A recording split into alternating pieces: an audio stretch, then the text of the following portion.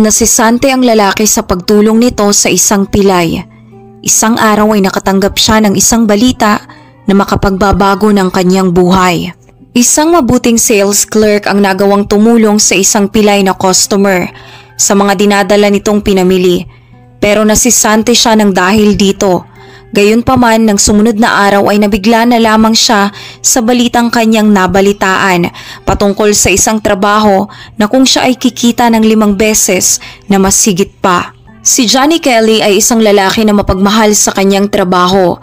Tanging ang ina na lamang niyang may sakit ang kanyang nakakasama sa bahay. Matapos mamayapa ang kanyang ama, maraming taon na ang nakakaraan.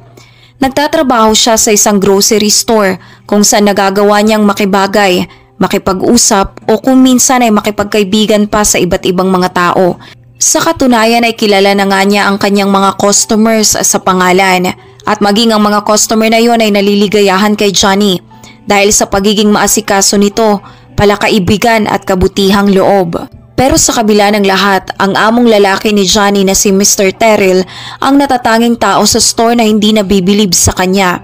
Si Mr. Terrell ay isang taong istrikto at mapagmataas na para sa kanya ay isa lamang ang bagay na mahalaga sa mundo at yun ay walang iba kundi ang salapi. Isang araw ang pagiging malapit at mabuti ni Johnny sa mga customer ay nagagawang punahin ni Mr. Terrell. Nagsimula ang lahat kinahapunan ng Miyerkules, kung saan ang bagong customer ang pumasok sa kanilang store para mamili. Ang customer na yon ay hirap nang makakilos at nakasaklay na lamang. Halatang halata sa lalaki na yon ang pagkawala ng isa niyang binti. Si Johnny naman dahil sa likas nitong pagkatao ay hindi nag-alinlangan pang umaksyon nang mapansin niyang nahihirapan ang customer. Kinuhanan niya ito ng shopping cart na magagamit at inalalayan sa pamimili. Nagbigay pansin muna si Johnny sa baldadong lalaki na yon at makalipas ang 20 minuto ng paghahanap ay nagawa ng papilahin ni Johnny ang lalaki sa kanyang pwesto at nagawa na rin niyang makipagkilala dito. "Kumusta, Johnny?" May ngiting sambit ng lalaki. "Po, kumusta naman po kayo? Gusto ko lang malaman mo na ang kabutihan ng puso ang siyang pinakaimportante at malagang yaman sa buhay. Ang pagiging mabuti ay higit pa sa pagkakaroon ng salapi. Huwag kang mag-alala, ayos lang ako." Pagpapahayag ng lalaki at hindi na rin napigilan ni Johnny ang magtanong. "Isa po ba kayong veteran?" "Oo, tama ka. Sa Middle East. May prosthetic ako pero ang aking pantapak ay nasira. Kaya kailangan ko munang pagtiisan ang paggamit ng saklay sa loob ng iilang buwan." Nadarama ni Johnny ang hirap na pinagdaraanan ng veteran na kanyang kausap. "Mahirap nga iyon. Makinig ka. Mas pipiliin ko pang maging ganito kesa naman mas marami pa sa mga dati kong nakasama sa pakikipaglaban ang namayapa. At hindi ako kailanman nagreklamo sa landas na aking pinili."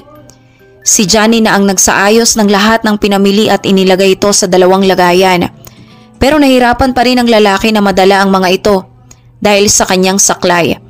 Pagkatapos, imbis na asikasuhin ang susunod na customer sa kanyang pwesto, ay naisip niya na mas kailangan pa rin ng lalaki ang kanyang tulong. "Pwede po ba kayong maghintay kahit na ilang segundo lang?" Pakiusap na wika ni Johnny sa customer na dapat ay susunod niyang aasikasuhin. Agad nang dinala ni Johnny ang 2 bag na pinamili ng matanda at sinamahan na ito papalabas ng store patungo sa may paradahan. Si Johnny na rin ang nagbukas ng tarangkahan ng kotse ng lalaki para mailagay ang mga pinamili nito bago isarang muli. Inalalayan na rin ni Johnny ang lalaki at kinamusta bago ito makaalis. Maayos na ang pagpapaalam ni Johnny sa lalaki pero nang makabalik siya sa store ay natanaw na niya ang kanyang amo na si Mr. Terrell na nakaabang sa kanyang dapat na pwesto. Papalapit pa lamang ay nadarama na ni Johnny ang pagkagalit ng kanyang amo lalo na sa mga matatalim na tingin nito sa kanya. "At saan ka na naman galing? May mga customers na naghihintay." Pagalit nitong tanong kay Johnny. "Pasensya na po, Mr. Terrell. May isang customer po kasi tayo na walang isang binti na akin lang munang tinulungan. Hindi po kasi niya madala yung mga pinamili niya. Pasensya na po." Bago pa man makatugon si Mr. Terrell ay nagawa ng makieksena ng iba pang customer. "Ang iyong empleyado na si Johnny ay sadyang napakabuting bata. Wala namang problema sa akin ang maghintay." Dagdag pa ng isang babaeng nakapila. Ang mga customers ay naging saksi sa pangyayari na labis namang nakakaunawa at napapangiti na lamang dahil sa kabutihang ginawa ni Johnny. Wala na ring nagawa si Mr. Terrell kundi ang mapangiti na lamang at palipasin ang naging pangyayari.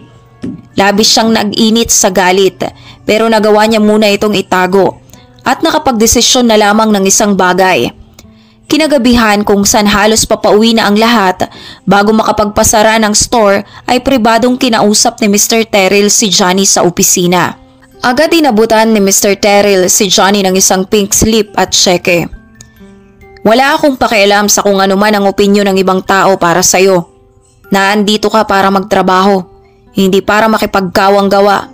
Ang bawat maiksing oras ang pagkawala mo sa trabaho ay malaking pera ang nasasayang. At wala nang mas mahalaga sa mundong ito, kundi ang pera. Naiintindihan mo ba?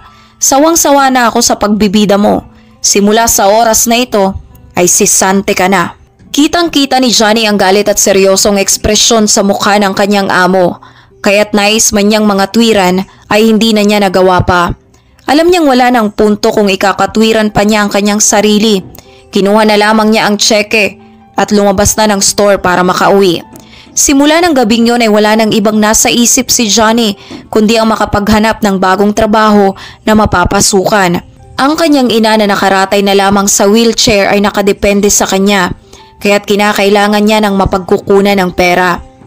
Nang sumunod na araw, alas 7 ng umaga, si Johnny ay nasa bus stop noon para makabiyahe papabayan kung saan siya maghahanap ng bagong mapagtatrabahuan. Labis siyang nalulugmok sa pangamba at pag-aalala na marahil magiging mahirap na sa isang gaya niya ang makapaghanap pa agad ng mapapasukan.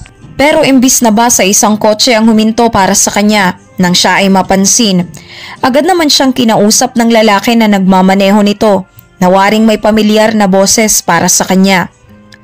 Kumusta ka na? Gusto mo ba ng libreng sakay papuntang store? Ito mismo ang lalaking tinulungan ni Johnny kaya siya ay nasisante. Wala na po, hindi na po ako pupunta doon. Hindi na ho ako doon nagtatrabaho eh. Inalis na nila ako. Labis namang nasorpresa ang lalaki sa kanyang nadinig at napag-alaman. Bakit naman? Sinabi kasi ng amo ko na masyado ko daw iniwan ng matagal ang aking pwesto dahilan para mawalan siya ng malaking halaga. Alam ng lalaki na ang lahat ng nangyari ay dahil sa kanya. Ganun ba? Pasensya ka na. Halina't sumakay ka at dadaling kita sa lugar na nais mo. Nang tanungin ng lalaki si Johnny kung saan ba ito saktong bababa, ay sinabi nitong sa may downtown siya magsusubok sa paghahanap ng trabaho. Bukod nga pala sa pagtatrabaho sa isang grocery store, ano pa ba ang alam mong gawin? Hindi ko nga po alam eh. Basta sinisipagan ko na lang.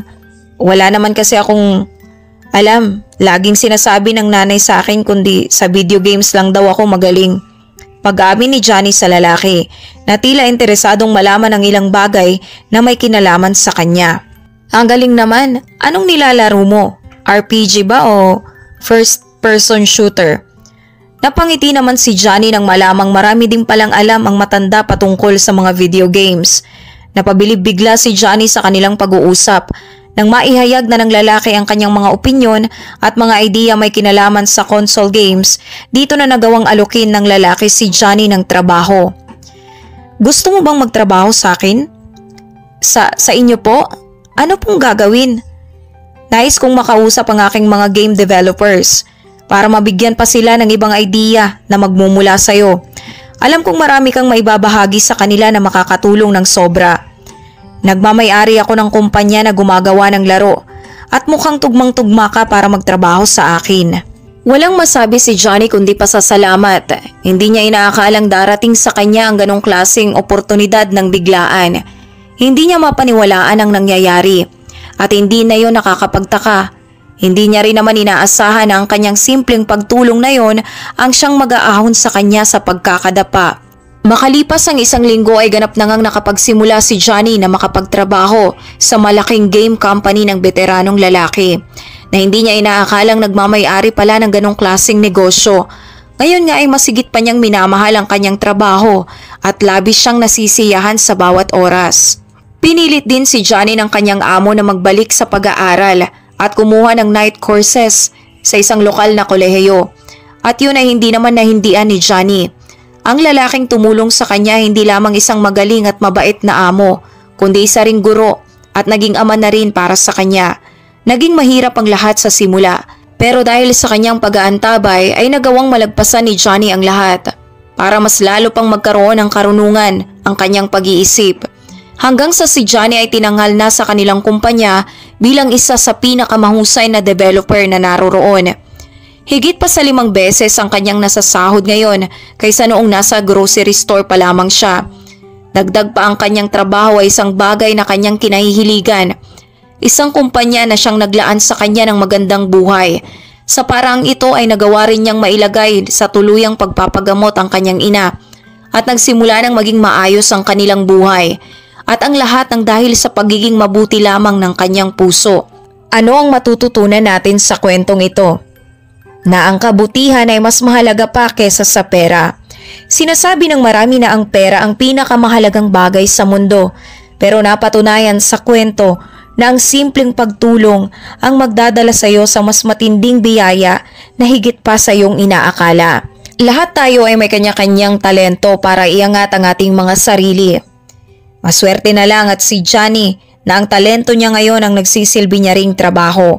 Sana'y nagustuhan niyo ang istoryang ito at kung may mga ganito pang kwento kayong nais pakinggan ay panoorin niyo pa ang ilang upload dito sa aking channel. Maraming salamat po.